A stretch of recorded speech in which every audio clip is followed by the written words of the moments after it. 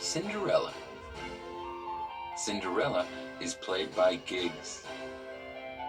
The fairy is played by Gaga. Sir Winston Ruffles is played by Harry the Bunny.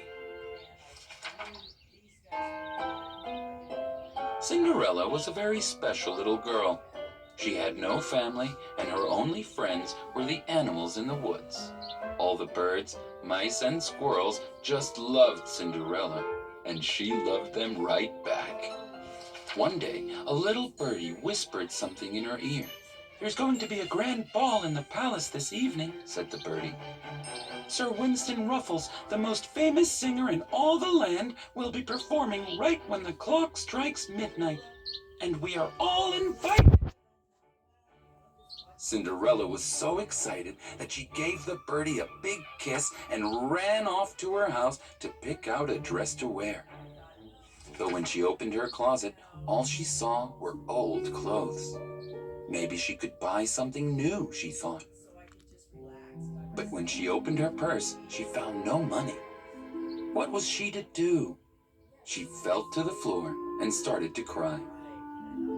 Just then, a fairy appeared and asked why such a sweet girl was so upset. Cinderella cried, "I can't go to the grand ball tonight because I don't have anything nice to wear, and I won't be able to meet Sir Winston Ruffles, the most famous singer in all the land." The fairy fluttered down and said, "That is sad. What will you do?" But Cinderella had an idea. "Could you cast a magic spell to make me a shiny new dress?"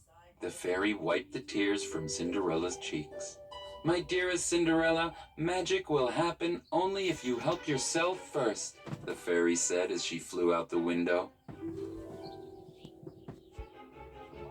Cinderella decided that's exactly what she would do. She rolled up her sleeves and got to work making her own dress.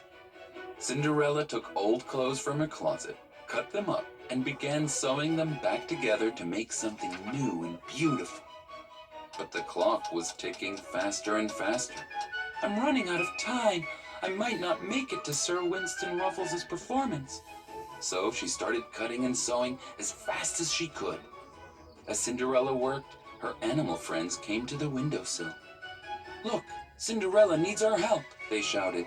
So the birdies, the mice, and the squirrels all jumped into action and started to help. Now everyone was cutting and sewing as fast as they could. When they were done, Cinderella stepped in front of the mirror to reveal a shiny new dress. She was so happy and thankful, but then she looked at the clock. "Oh no! It's almost midnight. I won't make it in time to see Sir Winston Ruffles." Cinderella fell to her knees and started to cry. Just then, the fairy fluttered through the window.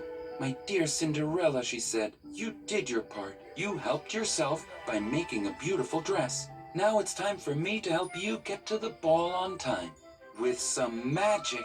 The fairy smiled and waved her wand high into the air, casting a magical spell. Suddenly, the pumpkin by the door turned into a carriage. The mouse turned into a horse, and the squirrel turned into a driver. "Your carriage awaits, my dear," said the fairy. Cinderella thanked the fairy, jumped into the carriage, and off they went as fast as they could towards the palace. As the carriage pulled up to the palace, Cinderella opened the door, jumped out, and ran up the stairs towards the ballroom. Just as she reached the top of the steps, one of her slippers slipped off, and she fell to the ground. She looked up at the clock and saw that it was almost midnight. She was too late. Just then, she heard a kind voice ask, "Is this yours, my friend?" She wiped away her tears and saw Sir Winston Ruffles, the most famous singer in all the land, holding her slipper. He helped her up off the ground and slid the slipper back onto her foot. "May I escort you to the ballroom?" he asked. Cinderella smiled and walked with him towards the ballroom just as the clock struck midnight. The end.